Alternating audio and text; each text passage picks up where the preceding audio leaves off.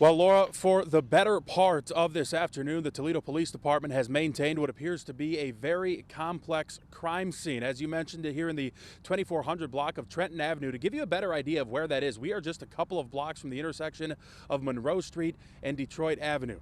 Here's what we know so far. Police saying gunfire rang out early this afternoon, bullets striking three separate houses. Three different victims, two of which were in one house, another in another home. One vehicle was also struck, according to the Toledo Police Department. Now, official conditions of the victims are not known for certain, but police say at least one has what could be considered to be life-threatening injuries. TPD spokesman Lieutenant Joe Heffernan says it is still very early in the investigation as detectives try to piece together exactly what happened and why. Right now we don't know very much as far as the circumstances go. We don't know why this happened or how many shooters there were.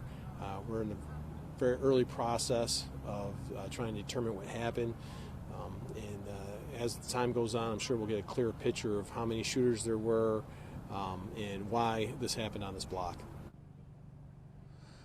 Again, one of the three victims is believed to have life-threatening injuries. Heffernan at one point describing those injuries as critical. A few minutes later, he described the injuries as serious nature.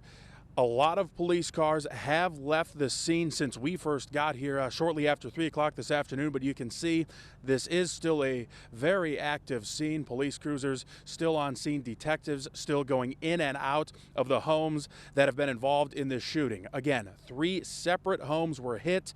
There are three shooting victims, two of which inside one of those homes, another in one of the other homes. So two homes with gunshot victims on the inside, but three houses involved overall. We, of course, will continue to follow this story as it develops. At this point, police say they have not made any arrests, and they do not know, in fact, how many suspects or shooters they may be looking for. We'll check back in at 6 o'clock.